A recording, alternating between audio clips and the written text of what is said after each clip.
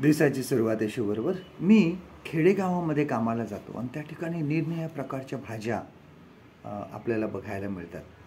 आणि पूर्वी मी फक्त हिरव्या रंगाची ढोबळी मिरची बघायचो, कॅप्सिकम. परंतु आता ती पिवळ्या रंगाची, लाल रंगाची, अशा रंगांची पण मार्केटमध्ये यायला लागली.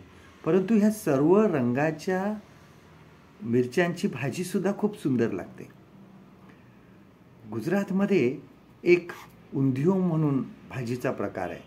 ह्या उंधियो भाजीमध्ये सर्व प्रकारच्या भाज्या, पापडी असो किंवा वाल असो किंवा त्यामध्ये तुरीच्या शेंगा असो किंवा सुरती पापडी असो, कंद आहेत, त्यानंतर रताळे आहेत, असे सगळं मिक्स करून त्याची एक भाजी बनवली जाते. त्याला उंधियो म्हणतात. आणि ह्या गुजरातचा खूप फेमस भाजीचा प्रकार आहे आणि ही खूप सुंदर लागते भाजी.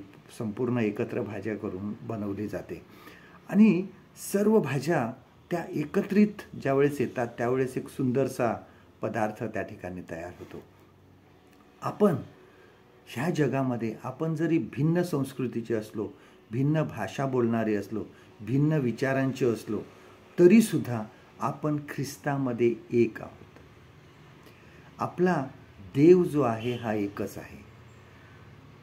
करिन्थकरास पहिले पत्र 12वा अध्याय बघा, 1 Corinthians chapter 12. ह्यामध्ये पाऊल सांगत आहे की आपल्याला प्रत्येकाला विविध कलागुण आहेत.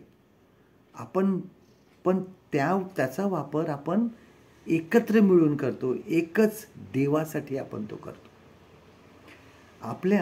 आपण शरीरातल्या वेगवेगळ्या अवयवासारखे आहोत, परंतु हे सर्व अवयव मिळून एक शरीर बनतं. जेव्हा आम्ही आमचे भिन्न स्वभाव, गुण एकत्रित आणून ज्यावेळेस आम्ही काम करतो, त्यावेळेस देवाची मंडळी वाढते. आजचं देवाचं वचन आपल्यासाठी हे आहे, पहिले करिन्थकरास पत्र ह्याचा 12वा अध्याय 13वा वचन, 1 Corinthians chapter 12 and verse 13. कारण आपण यहुदी असू किंवा हेलन्नी असू, गुलाम असू किंवा स्वतंत्र असू, एक शरीर होण्यासाठी आपणा सर्वांना एका आत्म्यात बाप्तिस्मा मिळाला आहे आणि आपण सर्वजण एकाच आत्म्याने संचारित झालो आहोत. परमेश्वर करो आजचा दिवस तुमचा आशीर्वादित करो.